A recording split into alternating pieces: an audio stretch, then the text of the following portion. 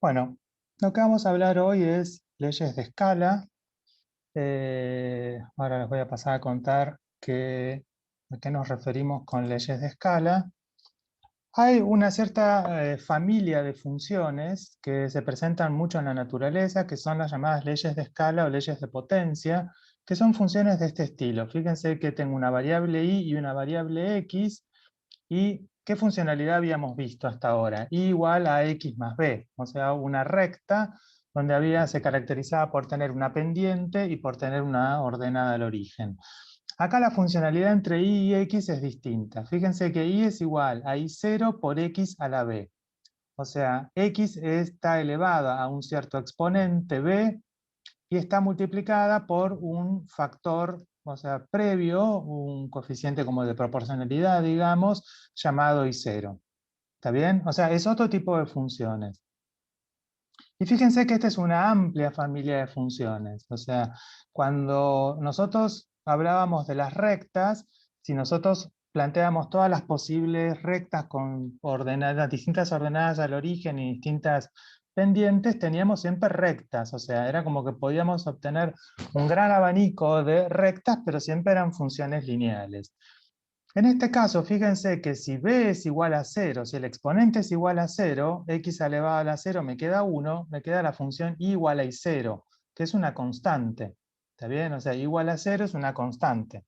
Un valor que no varía independientemente del valor de x que yo tenga.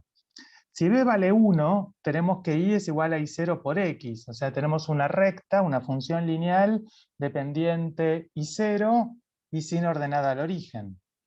Si b es igual a -1, fíjense que nos queda un 1 sobre x, o sea, eso es lo que se llama una hipérbola equilátera.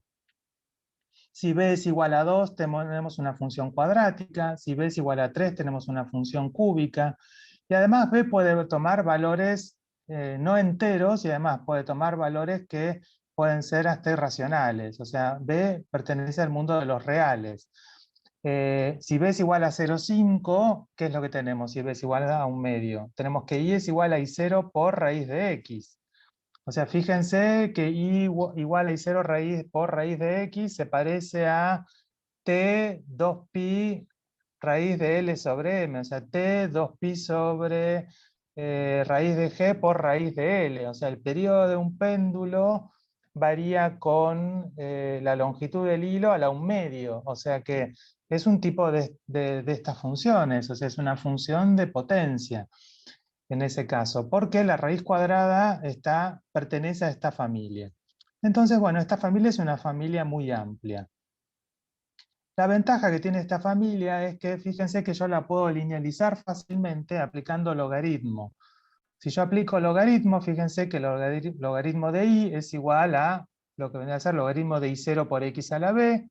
El, el logaritmo de un producto es la suma de los logaritmos, o sea, me queda el logaritmo de y0 más el logaritmo de x a la b, y el logaritmo de x elevado a un exponente, ese exponente pasa afuera del logaritmo multiplicando. O sea que teniendo en cuenta, aplicando logaritmo y teniendo en cuenta propiedades del logaritmo, vemos que esa función y igual a y0 por x a la b, una ley de potencia, aplicando logaritmo se transforma en una función lineal. Logaritmo de y igual a logaritmo de y0 más b logaritmo de x. ¿Por qué decimos lineal? Porque ahora a esta nueva variable, logaritmo de y logaritmo de x, las podemos considerar como nuevas variables y' y x'. O sea que si nosotros graficamos logaritmo de y en un eje y logaritmo de x en el otro eje, ¿qué me queda? Una variable igual a una constante más otra constante por la variable. Me queda una función lineal. O sea, logaritmo de y graficado versus logaritmo de x, me queda una recta dependiente b y ordenada al origen logaritmo de y0. ¿Está bien? Donde ese exponente b es un exponente adimensional. ¿Está bien? Esto ahora lo vamos a ver más en detalle. Lo que sí les quiero mostrar es por qué son importantes estas leyes. Vamos a ver algunos ejemplos. Estas leyes están presentes en la naturaleza. Y en general son leyes fenomenológicas, son leyes que resultan de la observación de comportamientos, no son leyes explicativas. O sea, cuando nosotros teníamos que el periodo del péndulo es igual a 2pi raíz de L sobre G, eso venía de haber planteado la ecuación de Newton para un péndulo, de suponer que las oscilaciones ocurren en un régimen de pequeñas oscilaciones, de manera tal que el seno de tita sea aproximadamente tita, y se tiene una expresión para el periodo en función de la longitud del hilo. Pero muchas veces las leyes de escalas se usan para describir fenómenos sin saber cuál es la causa. O sea, acá tenemos, por ejemplo, un gráfico de la tasa metabólica en kilocalorías por hora, que está relacionado a lo que vendría a ser el balance energético, o sea, el requerimiento energético de un organismo por unidad de tiempo en escala logarítmica, como si se le hubiese aplicado el logaritmo a la tasa metabólica en función de la masa del individuo, o sea, pero como está en escala logarítmica, sería como graficar el logaritmo de la tasa metabólica, o sea, como sería el logaritmo del requerimiento energético por unidad de tiempo en función del logaritmo de la masa. Y fíjense que en una escala que va de 10 a la menos 12 gramos a 10 a la 9 gramos, tenemos que se observa un comportamiento lineal, tanto para organismos unicelulares, para organismos de sangre fría o para organismos de sangre caliente. Independientemente del rango en el que nos movamos, el logaritmo de la tasa metabólica en función del logaritmo de la masa siempre tienen la misma pendiente. Lo que varía es la ordenada al origen. ¿Se acuerdan que habíamos hablado de I igual a I0 por X a la B? En este caso, B sería la pendiente de estos gráficos. Independientemente de la escala en la que estemos viendo estos organismos, el B es el mismo y lo que varía es el I0, digamos. Esto pasa, por ejemplo, en la biología, pasa también en la geología. Eh, Damos estos ejemplos por el hecho de que la materia es para estudiantes de biología y de geología. En geología, también lo que se observa es que si uno grafica el logaritmo de la duración total de un terremoto en función del momento sísmico del terremoto, donde el momento sísmico del terremoto está relacionado a la energía liberada en el terremoto, se observa una relación lineal también. O sea, fíjense, acá hay distintos terremotos en distintas épocas, en México, en Japón, en California. Fíjense que se observan todas rectas paralelas, o sea que pueden llegar a cambiar en la ordenada del origen, pero la relación entre el logaritmo de la duración del terremoto y el momento sísmico, y el logaritmo del momento sísmico es lineal. Eso quiere decir que yo puedo escribir a la duración del terremoto como una constante por el momento sísmico a un exponente, donde el exponente es la pendiente de esta función lineal. ¿Está bien? O sea que fíjense, yo no estoy explicando cómo es, o sea, no hay no estoy explicando a nivel de mecanismos de cómo depende la duración del terremoto con el momento, o la tasa metabólica con la masa del individuo. Es algo descriptivo, pero lo que se observa es que en la naturaleza este tipo de leyes están presentes. Otro tipo de leyes que siguen este tipo de leyes, que son leyes, se llaman leyes alométricas y son ecuaciones también de potencia, son las leyes alométricas en plantas, y las leyes alométricas lo que hacen es comparar una parte, hay leyes alométricas en plantas, en animales, en seres humanos, y lo que hacen es comparar una parte de un individuo con otra magnitud que relaciona a la totalidad del individuo u otra parte del individuo. En este caso, esta era una práctica que se hacía en el laboratorio en forma presencial. Lo que hacían era juntar hojas de plantas y lo que se hacía era pesar las hojas, medir la longitud de las hojas y el ancho de las hojas y estudiar relaciones. Lo que se observa es que en plantas vasculares existen relaciones alométricas en las plantas, o sea, existen relaciones del tipo leyes de potencia entre distintas magnitudes. Acá un ejemplo es que la altura de una planta, existe una relación entre la altura de la planta y la masa de la planta. ¿Y cómo es la dependencia? Que la altura es igual a una constante por la masa a la 1/4. Eso quiere decir que si yo grafico el logaritmo de la altura en función del logaritmo de la masa, voy a tener una relación lineal dependiente 1/4. ¿Está bien? Y de ordenada al origen, logaritmo de H0. Fíjense que acá tenemos la función escrita en forma de ley de potencia y al lado en rojo tenemos la versión linealizada. Y otro ejemplo es, ¿qué pasa si yo les hubiésemos dado un péndulo o les hubiésemos dado FET colorado pero sin la teoría atrás? Y no les decíamos, esta es la dependencia entre el periodo del péndulo y la longitud, sino que les decíamos, estudien cómo varía, o sea, midan el periodo del péndulo para distintas longitudes y fíjense si pueden encontrar qué relación funcional existe. Relación funcional es varían linealmente, varían como raíz cuadrada, varían en forma cuadrática, varían como logaritmo. Y lo que se ve acá, ustedes por la teoría saben que el periodo del péndulo es una constante por la longitud del hilo a la un medio. ¿Está bien? Donde esa constante sabemos por teoría que es 2pi raíz de g, 2pi sobre raíz de g. ¿Está bien? Pero si hubiesen hecho el experimento y graficaban t en función de L, ustedes vieron que eso no era lineal. Bueno, si hubiesen graficado el logaritmo del periodo en función del logaritmo de la longitud, iban a obtener una recta dependiente 0,5, o sea, dependiente un medio. Y de ahí hubiese surgido que la dependencia entre el periodo del péndulo y la longitud es una raíz cuadrada. Y hubiesen obtenido un valor de ordenada al origen, logaritmo de k, que si no uno no conoce la teoría que está atrás, no puede calcular g, digamos, ¿no? O sea, uno puede después asociar que esa k estaba asociada a 2pi sobre raíz de g, porque uno conoce atrás. Pero bueno, así en forma fenomenológica de observar un fenómeno muchas veces se encuentra primero observaciones que permiten vincular cómo dependen funcionalmente una magnitud con otra, y más adelante, a lo largo del tiempo, se van desarrollando modelos y se pueden explicar por qué eso es a la un medio y por qué y cuánto vale ese valor de K. ¿Está bien? O sea, se entiende que las leyes de escala, o sea, el hecho de estas observaciones surgen antes de la existencia de modelos que permitan explicarlas. ¿Está bien? Pero lo importante es encontrar este tipo de relaciones, porque si uno las encuentra, tiende a tratar de explicar por qué se observan. ¿Está bien? ¿Cuál es el procedimiento para detectar si tenemos una ley de escala? Lo que tenemos que hacer es, tenemos dos variables, una variable y una variable x. ¿Está bien?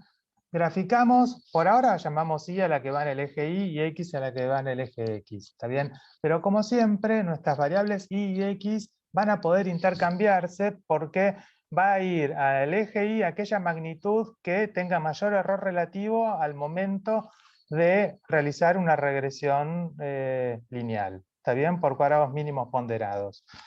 Así, pero bueno, supongamos que tenemos dos variables, una decimos que sí, la otra que es x.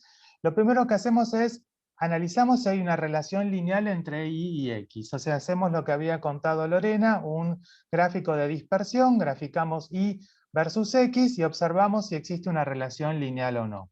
Si existe una relación lineal, entonces hacemos una regresión lineal y ajustamos esos datos con una ecuación lineal, una recta. Si no observamos una relación lineal, lo que podemos hacer es aplicar el logaritmo a la variable y, el logaritmo a la variable x, y ahora graficar el logaritmo de y versus el logaritmo de x. Y pueden pasar dos cosas.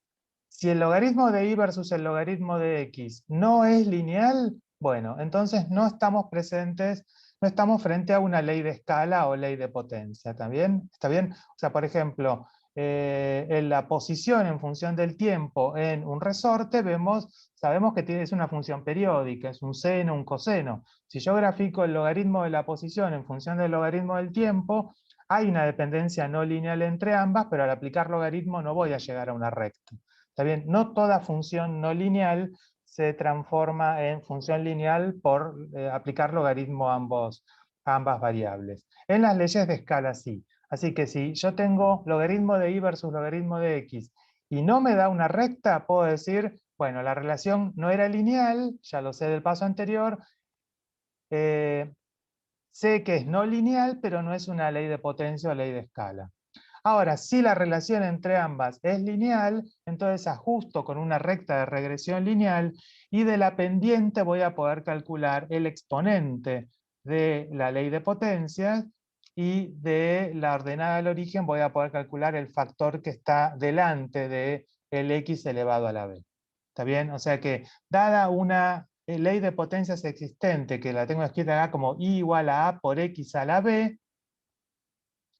si yo linealizo y grafico el logaritmo de y en función del logaritmo de x y observo una recta, la pendiente de la recta, esta b, va a coincidir con el exponente de la ley de potencia y logaritmo de a va a ser el logaritmo del factor este que tenemos en la ley de potencia. O sea, el logaritmo de a no es exactamente a, ¿está bien? Es el logaritmo de a. Voy a tener que aplicar hacer la exponencial de esta ordenada al origen para recuperar el valor de a. Eso es lo que vamos a explicar ahora cómo se hace. Entonces, suponemos que existe o sospechamos que existe una ley de escala del tipo I igual, acá llamamos I0 en vez de A, I igual a I0 por X elevado a la B. ¿Está bien? Entonces, si aplicamos logaritmo, llegamos a que el logaritmo de I es logaritmo de I0 más B logaritmo de X. Si al logaritmo de I lo llamo I', como decir esto es lo que voy a graficar en el eje Y, y logaritmo de X lo llamo X' igual a lo que voy a graficar en el eje X, fíjense al lado que yo puedo, esto es una ecuación del tipo I' igual a más B por X'. ¿Está bien? Donde B es la pendiente, A es la ordenada, y si comparo con la ecuación anterior, el b, que es la pendiente de la función linealizada, es el exponente de la ley de potencia, y la ordenada al origen es el logaritmo de I0. ¿Está bien?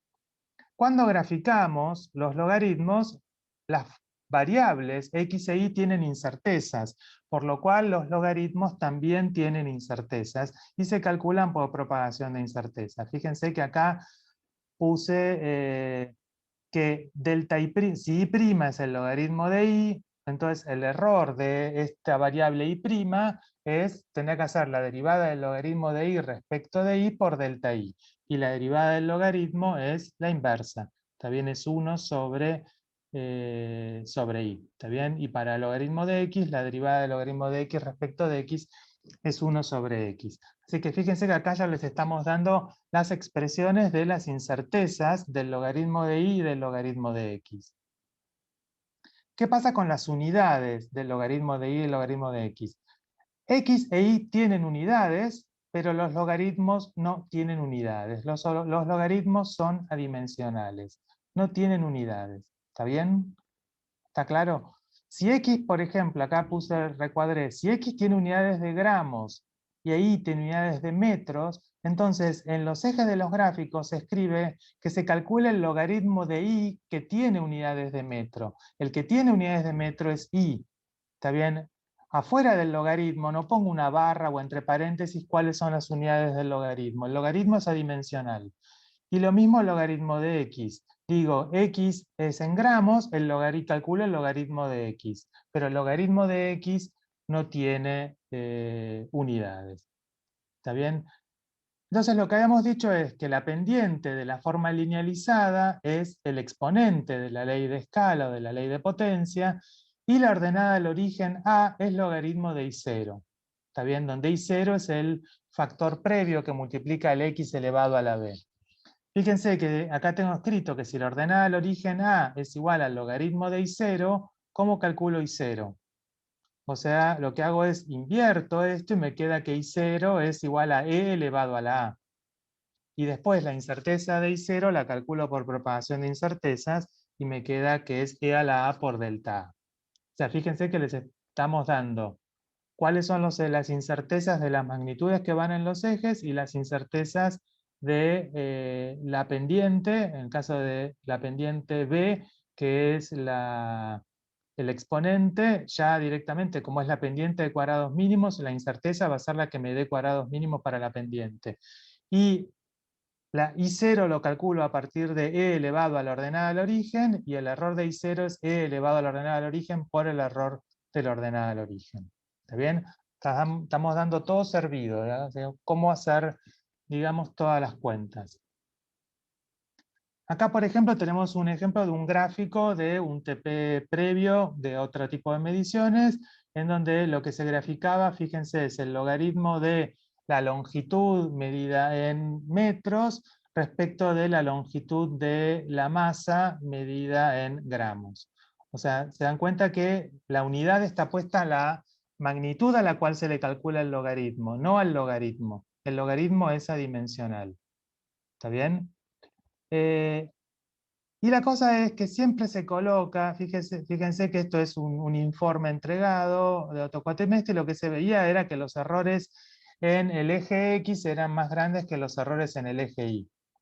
Y esto es, o sea, ¿cuál elijo como variable X y cuál elijo como variable Y? Es arbitrario.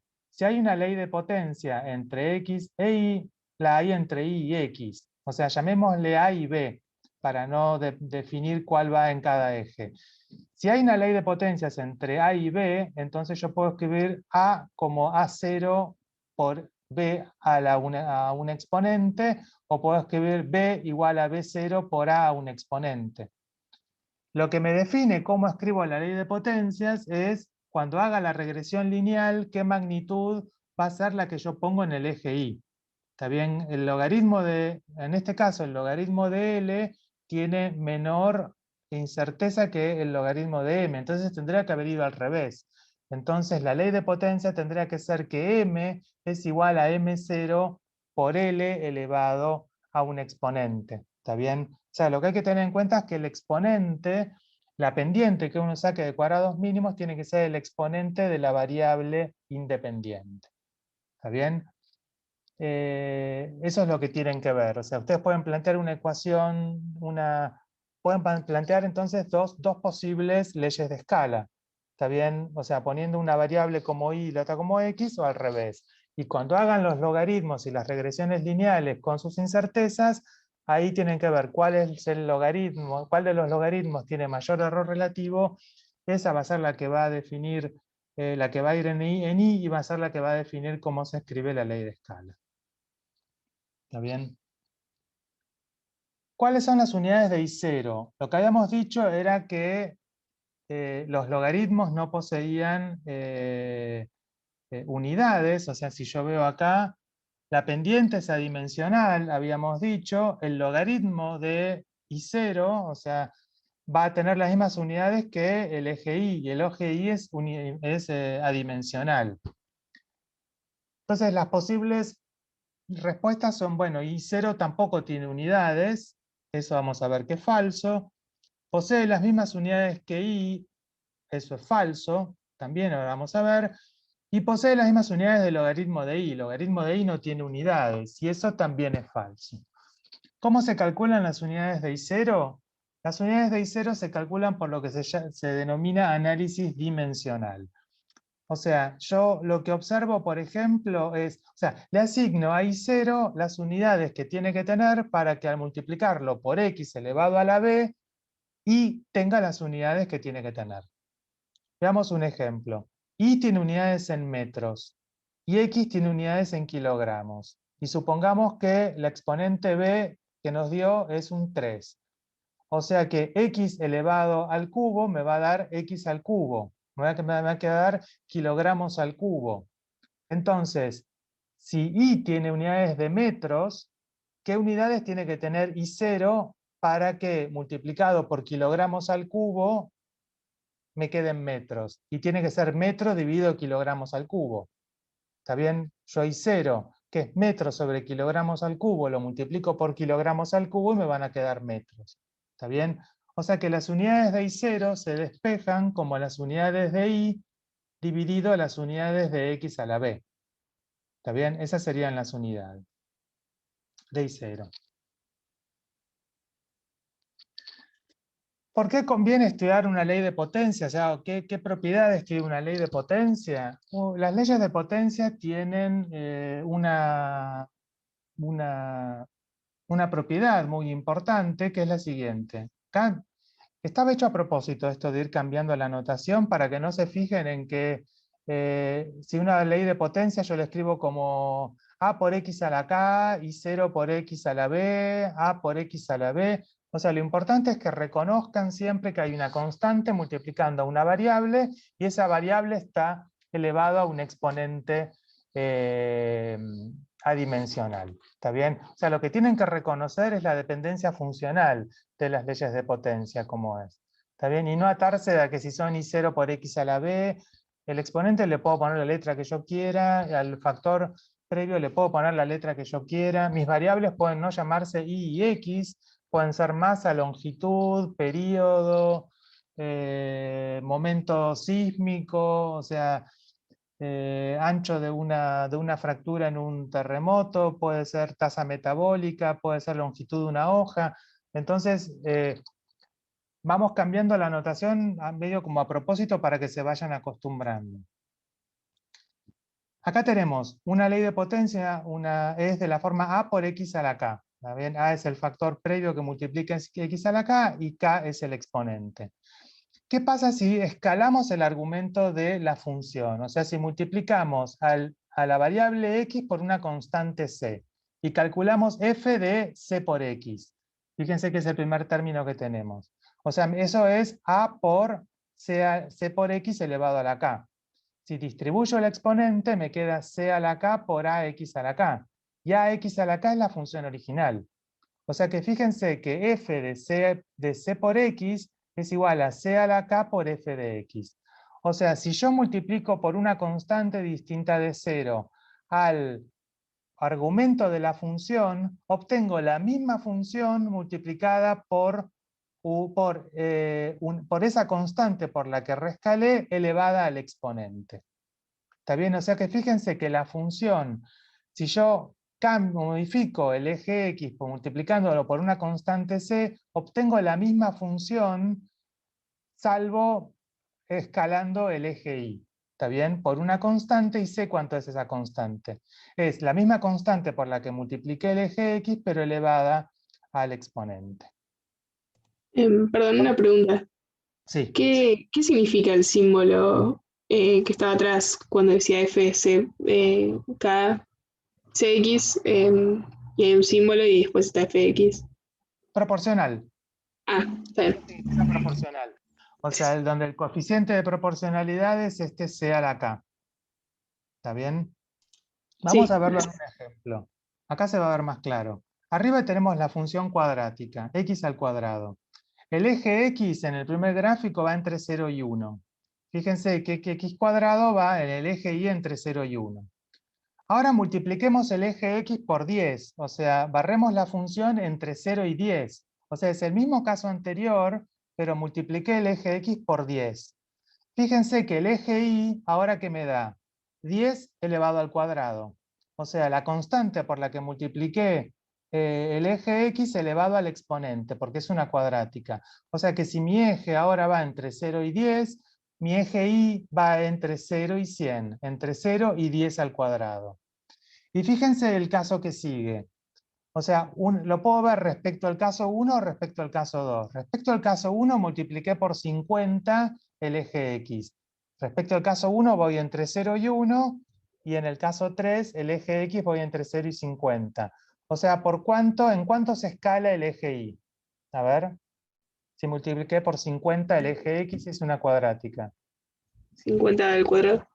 50 al cuadrado. ¿Está bien? Y si lo miro respecto al anterior, fíjense que la anterior era entre 0 y 10 y ahora es entre 0 y 50. Respecto al anterior, multipliqué por 5. Entonces, respecto al anterior, ¿cuánto aumenta? 5 al cuadrado. ¿Está bien? Que es 25. Fíjense que el anterior iba hasta 100 y ahora va hasta 2500. Y una propiedad importante de estas leyes de potencia es que fíjense que estos tres gráficos, si uno superpusiera un gráfico arriba del otro, por más que yo hice cambios en la escala en X, los gráficos siguen siendo idénticos. O sea, yo puedo graficar X cuadrado en el rango 0,1, en el rango 0,10 o en el rango 0,50, que yo puedo graficar un gráfico arriba del otro y la curva que obtengo es siempre la misma. Esto pasa con las leyes de potencia nada más. Abajo tenemos el caso de una exponencial, una función exponencial entre 0 y 1, fíjense la forma que tiene, fíjense entre 0 y 10, y fíjense entre 0 y 50 en los mismos rangos de antes, y fíjense que si yo agarro esos gráficos y los superpongo, no obtengo los mismos gráficos, sino que los gráficos van variando de acuerdo a cómo yo voy rescalando el eje X. O sea, si yo voy barriendo o sea, multiplicar por un número el eje X es correrse, ¿no? O sea, es abarcar un rango mayor o un rango menor. en ese eje. Y fíjense que a medida que voy barriendo un rango mayor de 0 a 1, de 0 a 10 o de 0 a 50, me cambia la forma de la función. ¿Está bien? O sea que en el caso de las funciones de leyes de potencia, la forma de la función es invariable a este rescalamiento del eje X, mientras que la exponencial sí lo es.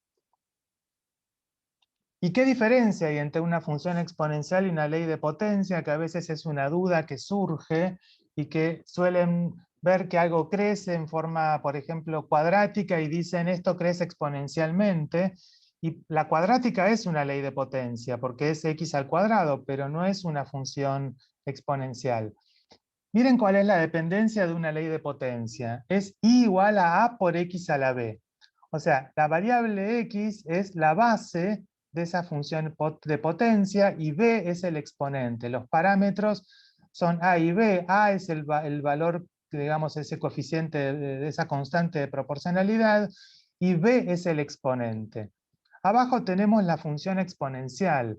En la función exponencial, la variable a sigue siendo una constante que existe ahí multiplicativa, pero fíjense que x no es la base ahí, sino que está como exponente de la función exponencial. O sea, es e por b a la x.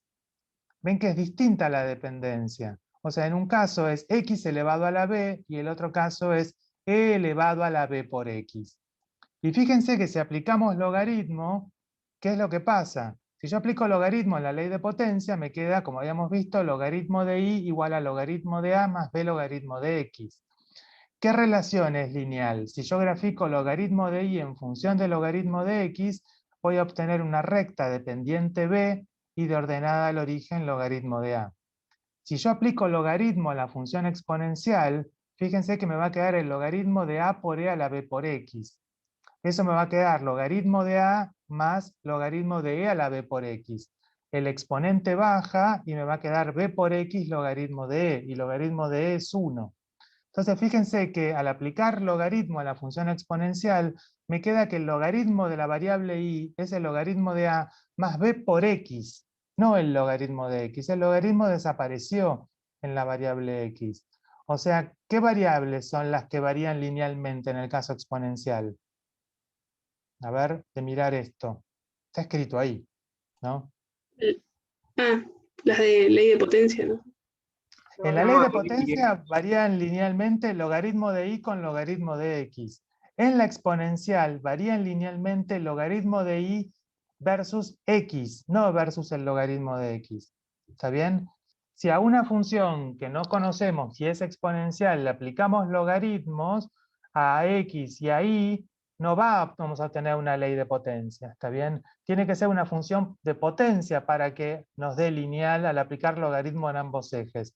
En una exponencial da lineal cuando aplicamos logaritmos solamente en uno de los ejes, que fue lo que había mostrado Santiago con la ley de enfriamiento de Newton. ¿Se acuerdan? No sé, si se acuerdan de cómo decaía la temperatura de un cuerpo a lo largo del tiempo, si yo caliento un cuerpo y dejo que ese cuerpo luego se enfríe espontáneamente por la convección del aire alrededor, la temperatura va cayendo exponencialmente con el tiempo. Y lo que había mostrado Santiago era que el logaritmo de la temperatura varía linealmente con el tiempo. ¿Está bien? En las leyes de potencia es el logaritmo de una variable respecto al logaritmo de la otra, las que varían lineales entre sí. ¿Está bien? Esto ténganlo en cuenta porque cuando hacen informes siempre que hay algo que crece más rápido que una recta, suelen poner que eso tiene un crecimiento exponencial. Y lo suelen hacer aún cuando estamos trabajando con leyes de potencia. ¿Está bien? O sea, que algo varía en forma cuadrática no es exponencial. Sí es una potencia de exponente 2. ¿Está bien? Pero no es una función exponencial. ¿Está bien? Y acá les muestro dos gráficos. Acá tenemos y en función de x, arriba tenemos una ley de potencia. Si aplicamos logaritmo a ambos ejes, vemos que tenemos una recta. Y abajo tenemos una función exponencial. En la función exponencial obtenemos una recta cuando al eje y le aplicamos logaritmo, pero al eje x lo dejamos tal cual sin aplicar logaritmo. ¿Está bien? O sea que fíjense que son dos casos distintos de obtener funciones lineales. Para las funciones de leyes de potencia, aplico logaritmo en ambas variables, y para las funciones exponenciales, aplico logaritmo solamente en una variable. ¿Está bien? ¿Queda claro?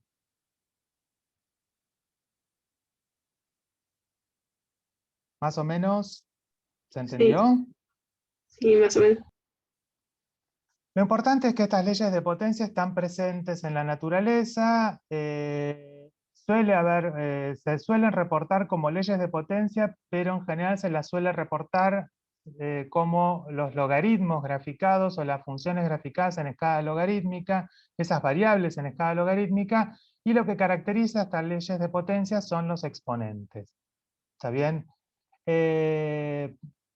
Como les mostré antes, de la tasa metabólica, logaritmo de la tasa metabólica en función del logaritmo de la masa de los organismos, o logaritmo de la hoja en función de la altura del logaritmo de la altura de la planta, o logaritmo de la duración de un terremoto en función del logaritmo de el momento sísmico del terremoto. O sea, lo importante es cuál es la pendiente de esas rectas linealizadas, que es lo que me va a dar cuál es el exponente de la ley de potencia.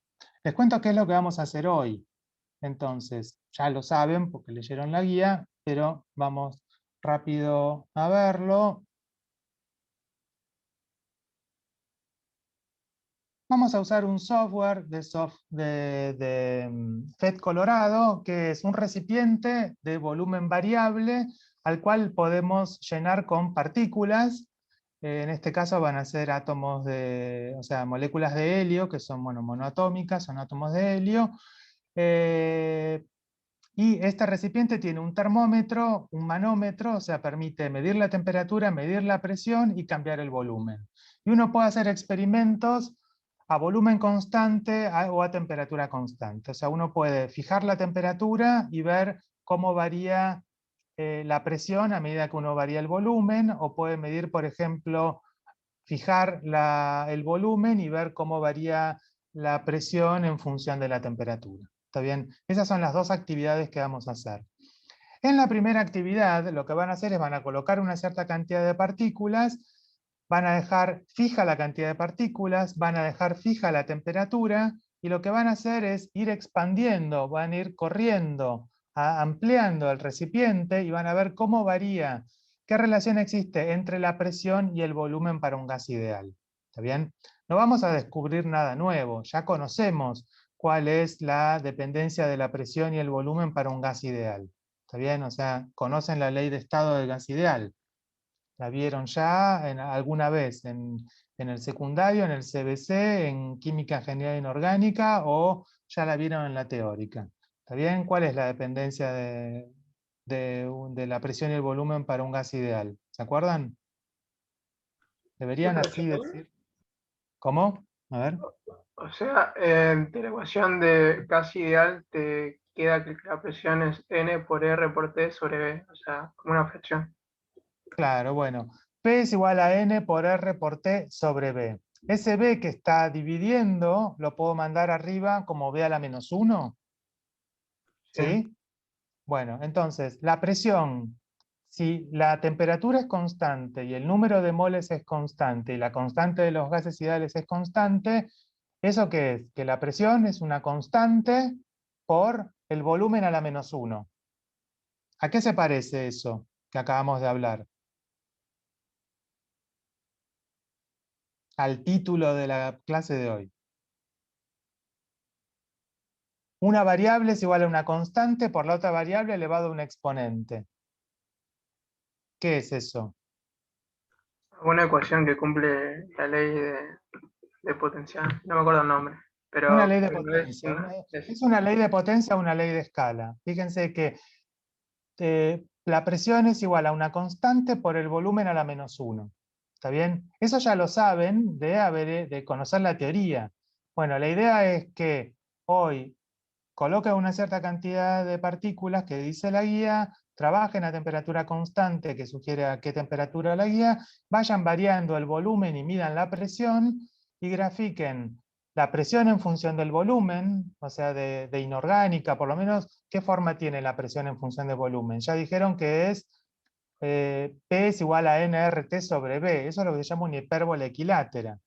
¿Está bien? Cuando una aumenta, la otra disminuye, entonces es una curva que... creo que no tengo puesto el video. No sé por qué se apagó. Es una curva que se pega a un eje y se pega al otro eje, ¿no? Es una hipérbola equilátera. Ahora, grafiquen logaritmo de la presión en función del logaritmo del volumen y qué pendiente deberían obtener. Si más o menos pudieron seguir la explicación que acabo de dar. Una recta con pendiente negativa, Sí, ¿y qué valor la pendiente? O sea, negativa y -1. menos 1. ¿Está bien? O sea, si P es igual a nRT por B a la menos 1. nRT es todo constante y lo puedo considerar una constante, o sea, la presión es una constante por el volumen a la menos 1. Si aplico logaritmo en la presión y en el volumen, tengo que obtener una recta dependiente igual al exponente. El exponente es menos 1, o sea, tengo que tener una recta dependiente negativa y dependiente de valor menos 1. ¿Está bien? Esa es la primera experiencia, donde vamos a aplicar lo de leyes de escala. La segunda experiencia es más sencilla y es lo que ustedes están acostumbrados a hacer, esperen que me pasé, perdón. Lo que vinieron haciendo hasta ahora, que es usando regresión lineal para... acá. Es usar regresión lineal para calcular una constante de interés, un coeficiente de interés, a partir de dos variables que varían. O sea, acá tenemos P por B, ustedes me habían dicho nRT, ¿no? Donde N es el número de moles. Acá lo que van a hacer es utilizar número de partículas, porque lo que van a hacer es ingresar 200 partículas. Entonces, para pasar el número de partículas a número de moles, tengo que dividir por el número de Avogadro, que es este Na que está en la ecuación. O sea, P por B es igual a N sobre Na, digamos, por RT, donde N grande sobre Na sería el número de moles. ¿Está bien? La cosa es que vamos a trabajar a volumen constante en esta parte. Si trabajamos a volumen constante, pasamos el volumen dividiendo, N por T, N por R sobre B, o sea, N por R sobre B por Na, digamos, por T es igual a la presión. O sea, pasamos el volumen dividiendo del otro lado y nos queda que la presión es igual a una constante por la temperatura. ¿Está bien? Ya sabemos que para un gas ideal la presión y la temperatura varían linealmente. ¿Está bien? La temperatura en Kelvin, así como está escrito. Fíjense, ¿cuál es la pendiente si yo grafico la presión en función de la temperatura? ¿Cuál sería la pendiente de esa recta? Mirando esta ecuación. El número de partículas. O No, sea, 1. graficamos P en función de T ahora. ¿Está bien? Es otro experimento. Vamos a trabajar a volumen constante. No es el experimento anterior, es otro experimento. Vamos a trabajar a volumen constante y vamos a variar la temperatura y vamos a medir la presión. O sea, la presión, imagínensela en el eje Y y la temperatura en el eje X. Todo lo que es constante... Claro, no quedaría NR dividido NA por volumen. Claro, Esa o sea, sería la pendiente y T la, sería como nuestra X. claro. P sería la variable I, T sería la variable X y el número de partículas por R sobre el volumen por el número de Avogadro sería la pendiente. Entonces, si yo mido la presión para distintas temperaturas y grafico la presión en función de la temperatura, porque es una función lineal, la pendiente de cuadrados mínimos va a ser el número de partículas por R sobre el volumen y por el número de Avogadro. El número de Avogadro lo conocemos, esto lo tenemos acá con su incerteza. El número de partículas lo conocemos porque dice la guía cuántas colocar y es un número fijo sin incerteza. El volumen lo van a calcular porque van a saber que las dimensiones del recipiente, saben el ancho, el largo, y ustedes pueden darle una cierta profundidad al recipiente, ¿no? O sea, como un cubo. Es un paralelepípedo, no es un cubo porque pueden hacer un lado que sea más grande.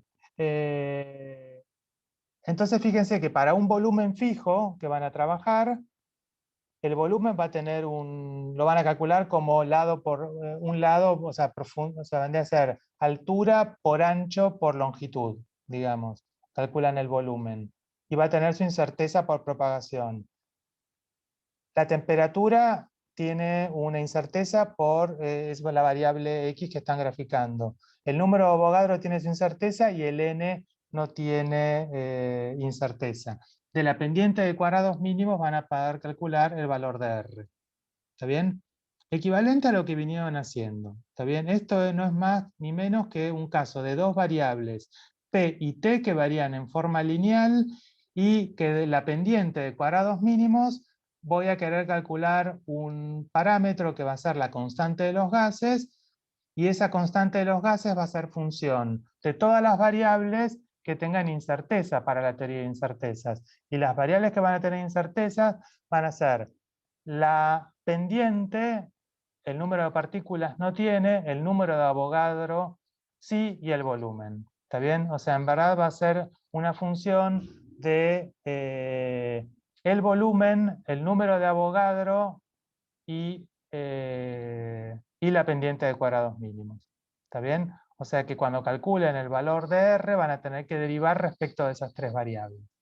¿Está bien? Y el valor de R se calcula a partir de la pendiente de cuadrados mínimos. ¿Está bien? La práctica es muy sencilla. Van a ver que lo van a poder medir muy rápido. La primera parte tiene la complejidad de eso de que aplican logaritmo y que es algo nuevo, pero al fin de cuentas lo que hacen es hacer cuadrados mínimos. Y la segunda parte es cuadrados mínimos lineales, regresión por cuadrados mínimos lineales ponderados para calcular de una pendiente un coeficiente de interés. ¿Está bien? ¿Qué es lo que vienen haciendo en el TP3, en el TP4 y en el TP5? ¿Está bien? O sea que esto le sirve como repaso para el parcial del martes que viene. ¿Está bien? O sea que hacer regresión lineal por cuadrados mínimos entre dos variables y calcular algo a partir de la pendiente es algo que tienen que manejar. ¿Está bien? Y cómo calcular incertezas, las incertezas de las variables que van en los ejes. En este caso en este último sería la presión y la temperatura. Tienen que ver cuál es la incerteza de la presión, cuál es la incerteza de la temperatura, y después en la pendiente de cuadrados mínimos va a tener su incerteza, el número de Avogadro tiene su incerteza, el volumen tiene su incerteza, que lo calculan en forma por propagación de errores, porque no miden el volumen, sino que miden solamente una longitud, que va a ser el ancho del recipiente, y después las otras dos dimensiones son dato con sus incertezas, y el número de partículas suponemos que no hay error. ¿Está bien? Cuando dice que se introducen 200 partículas, suponemos que hay 200 partículas. ¿Está bien? ¿Dudas?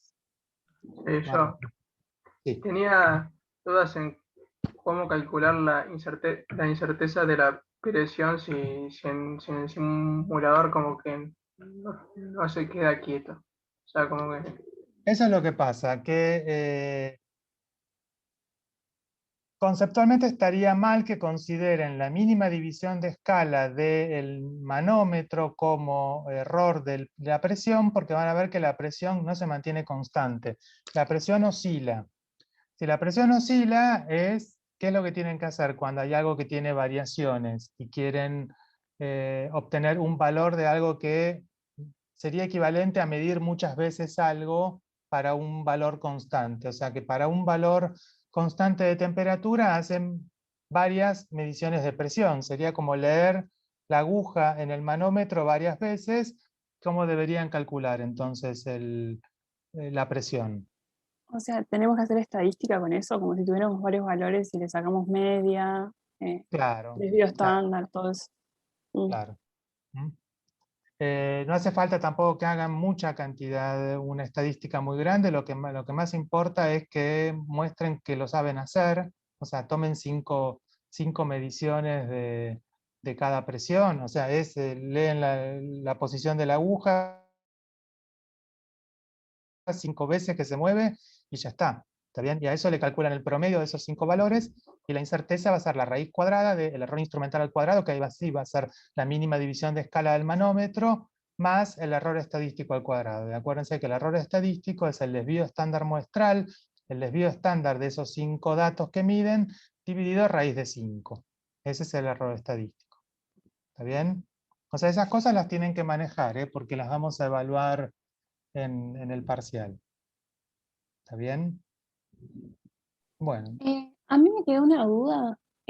Al principio dice que vamos a estimar la constante de Boltzmann, KB y la de los gases ideales. La de los gases ideales me quedó claro, pero K, Sí, ¿a qué no, se la refiere? constante de Boltzmann, olvídense, eso Ah, estaba en la guía anterior y me olvidé de borrarlo. ok, ok.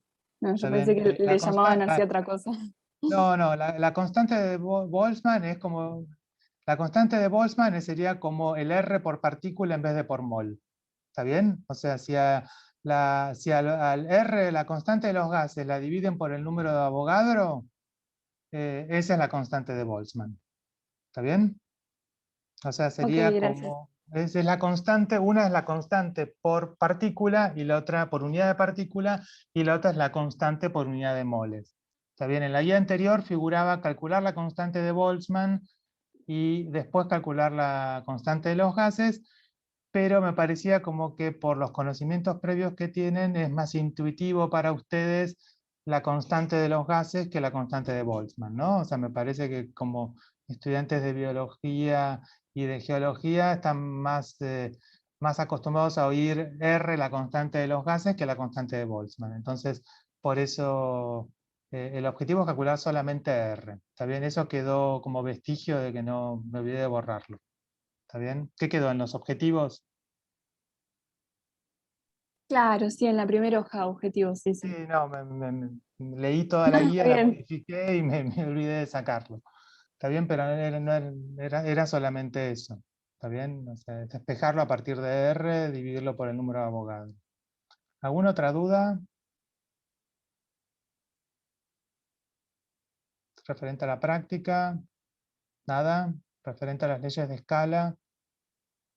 Lean atentamente la presentación que acabo de hacer hoy. Está en el apunte en física recreativa en el capítulo 3. Igual tengo una buena noticia para darles, es que leyes de escala no lo vamos a tomar en el parcial, ¿está bien? Porque recién estamos viendo hoy, ¿está? Y ahí pueden aplaudir, pueden poner sonrisas, hagan algo, ¿está bien? O sea, no vamos a tomar leyes de escala en el parcial, ¿está bien? Entra hasta lo que vimos en el TP anterior, ahí veo esos conos con cosas eh, de festejo. Gracias, gracias. Me hacen sentir mejor con eso. No, bueno, leyes de escala es como que nosotros vamos a tratar de corregir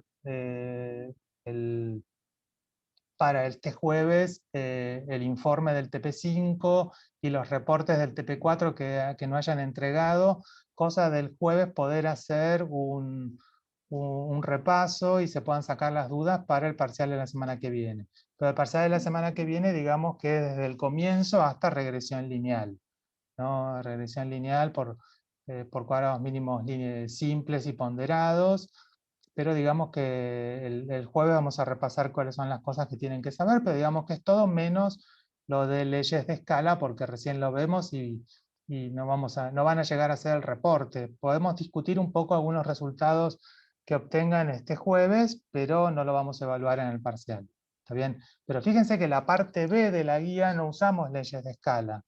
O sea, en la parte B es tener dos variables que varían en forma lineal y de la pendiente calcular una constante que nos interesa calcular, que en este caso es la constante de los gases, como cuando, es más fácil que en el caso del péndulo o de caída libre o del resorte, porque las variables ya varían en forma lineal. O sea, en el caso del péndulo era t con raíz de L, los que tenía que calcular, no era t con L lineal, sino que tenía que calcular la raíz cuadrada de L o t cuadrado en función de L. Acá es que la presión varía en forma lineal con la temperatura. ¿Está bien? O sea, no hay que hacer ninguna transformación de las variables. Si la pendiente depende de la pendiente, calculan el valor de de R, y bueno, R va a ser función de todas las cosas de las cuales forme parte la pendiente que tengan incertezas. Recuerden que para la teoría de incertezas se consideran variables todas aquellas magnitudes o constantes que tengan asociada una incerteza. ¿Está bien? O sea, en este caso, el número de Avogadro tiene una incerteza. ¿Está bien? Entonces, va a haber que derivar respecto al número de Avogadro. ¿Está bien? El volumen tiene una incerteza, va a haber que derivar respecto del volumen para calcular el valor de R a partir de la pendiente. ¿Está bien? ¿Alguna otra pregunta? Si no, cortamos la grabación acá, entonces.